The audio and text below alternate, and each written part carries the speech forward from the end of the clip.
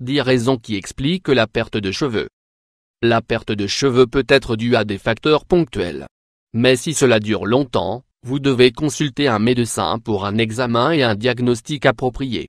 Les cheveux passent par différentes phases dès leur naissance, ils poussent, absorbent les nutriments et, après un certain temps, tombent pour céder la place à de nouveaux cheveux. Il est normal de perdre jusqu'à 100 cheveux par jour à cause de ce processus. Cela est considéré comme un problème si la perte de cheveux est excessive et qu'elle diminue considérablement le volume de la chevelure. Ceux qui en souffrent peuvent remarquer une grande quantité de cheveux sur les brosses ou les peignes, sur des serviettes et beaucoup d'autres éléments qui entrent en contact avec les cheveux. En fait, lorsque cela devient sérieux, des taches visibles apparaissent sur le cuir chevelu qui, étant socialement mal vu, affectent l'estime de soi.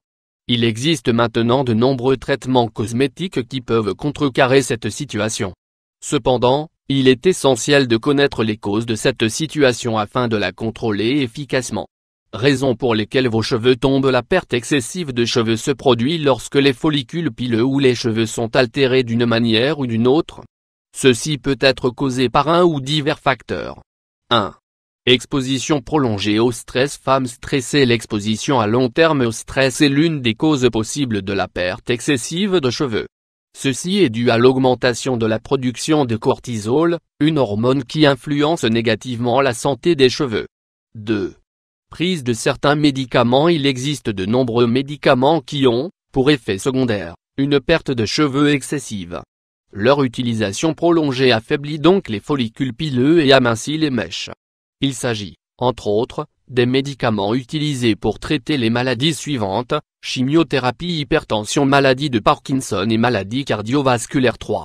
Carence en fer. Femme qui ne se sent pas bien. L'anémie ferriprive est une cause majeure de perte de cheveux. De faibles concentrations de cet élément nutritif dans le sang empêchent les cellules capillaires d'être correctement oxygénées, ce qui entraîne donc leur affaiblissement. 4.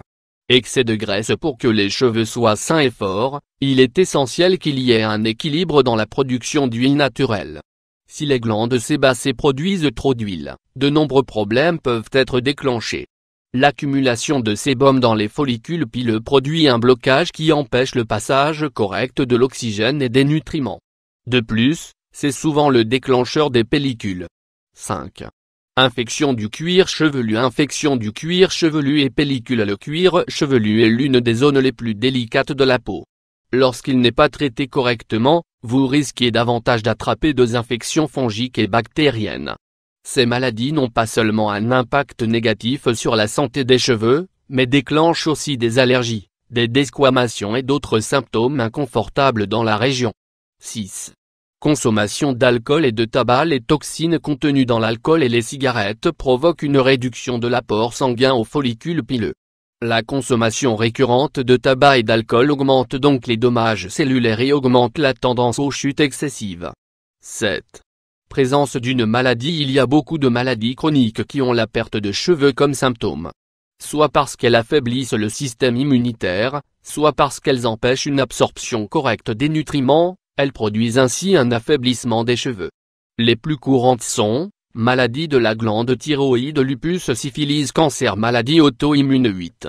Alopécie androgénique. La perte de cheveux peut aussi être héréditaire. Ce problème, connu sous le nom d'alopécie androgénique, entraîne une réduction de la taille du follicule pileux en raison de l'augmentation des hormones mâles et d'une prédisposition génétique. 9. Alopécie areata. Alopécie qui engendre une perte de cheveux. Il n'y a pas de cause exacte pour l'alopécie areata. Cependant, son développement est fréquent chez les personnes qui ont souffert d'une maladie auto-immune. Les patients atteints perdent leurs cheveux dans une zone localisée du corps, presque toujours dans de petites zones arrondies. Elle touche les hommes et les femmes de tout âge, mais elle est plus fréquente chez les enfants et les adolescents. 10. Changements hormonaux. La perte de cheveux due à des changements hormonaux est plus fréquente chez les femmes. En effet, elle survient généralement après la grossesse ou avant et pendant la ménopause. Il s'agit d'un type de chute temporaire qui s'arrête habituellement lorsque l'activité hormonale est équilibrée. Elle touche également les personnes qui utilisent la contraception ou qui suivent un traitement hormonal. Pensez-vous que l'un de ces facteurs est la cause de votre problème? Si vous remarquez que vos cheveux s'affaiblissent de plus en plus et qu'ils tombent trop souvent, il faut par conséquent consulter votre médecin.